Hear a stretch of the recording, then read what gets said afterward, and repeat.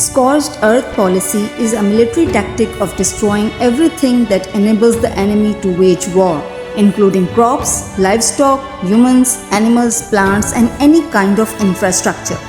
The purpose behind is to weaken the enemy by making resources unusable for them.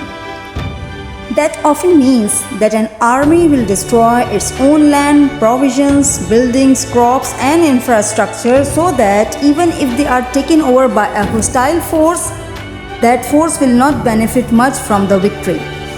In ancient time, the Scythians used scorched earth methods against King Darius the Great of Persia.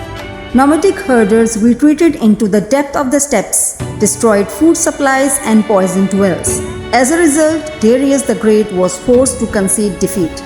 A large number of his troops died from starvation and dehydration. During the Second Punic War in 218 to 202 BC, the Carthaginians used this method while storming through Italy. After the end of the Third Punic War in 146 BC, the Roman Senate also elected to use this method to permanently destroy the Carthaginian capital city Carthage, which is near modern-day Tunis. The buildings were torn down, their stones scattered, so not even rubble remained, and the fields were burnt. Scorched Earth Policy was widely used in the Romanian principalities of Wallachia and Moldavia. The Prince Mircea I of Wallachia used it against the Ottomans in 1395, and Prince Stephen III of Moldavia scorched the earth in his country as the Ottoman army advanced in 1475 and 1476. During the War of Scottish Independence in 1296, King Robert the Bruce adopted the strategy of destroying Scottish castles to prevent them being occupied by the English. In 1462, a massive Ottoman army led by Sultan Mehmed II marched into Wallachia. His enemy Vlad the Impaler retreated to Transylvania. During his retreat, he conducted scorched earth tactics to ward off Sultan's approach.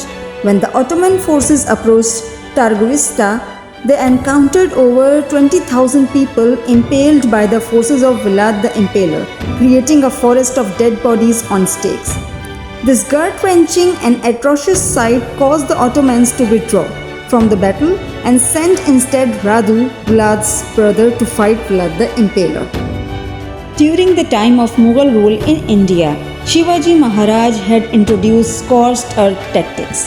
His forces looted traders and businessmen from Mughal Emperor's Aurangzeb's empire and burnt down cities, but they were strictly ordered not to hurt the innocent civilians and not to cause any sort of disrespect to any of the religious sites.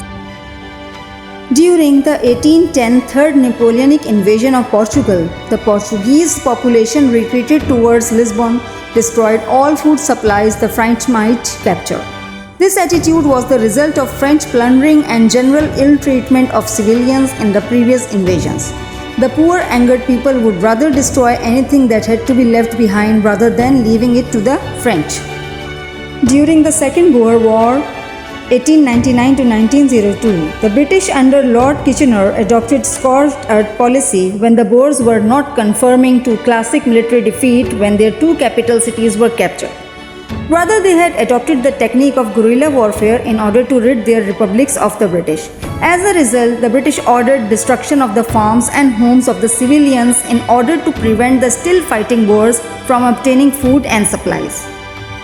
In World War I, Imperial Russian Army forces created a zone of destruction by applying a large-scale scorched earth strategy during their retreat from the German army in the summer of 1915. While retreating, they destroyed anything that might be of any use to their enemy, including crops, houses, railways, and entire cities. During the Second Sino-Japanese War, 1937-45, the Imperial Japanese Army used Scorched Earth Policy, due to which immense environmental and infrastructural damage had been recorded. It contributed to the complete destruction of entire villages and cities. Additionally, the Chinese National Revolutionary Army destroyed dams in an attempt to flood the land to slow down the advancement of Japanese soldiers. That further added to the environmental impact. This policy later resulted in the 1938 Yellow River flood. During World War II, when Germany attacked the Soviet Union in 1941, Stalin ordered both soldiers and civilians to initiate a scorched earth policy to deny the invaders basic supplies like electrical, telecommunication, rail, and industrial resources as they moved eastward. This policy was practiced with great ruthlessness and efficiency by the Red Army. Thousands of factories in Ukraine were destroyed, collective farms were ordered to destroy their crops and animals or surrender to the Red Army. Due to this, Ukrainian people suffered terribly. During the Vietnam War in 1960s, the USA used chemical weapons like Agent Orange to destroy crops and vegetation in Vietnam in order to expose possible enemy hideouts. Agent Blue was used on rice fields to deny food to the Viet Cong fighters. In Iran-Iraq war, Saddam Hussein also used this policy.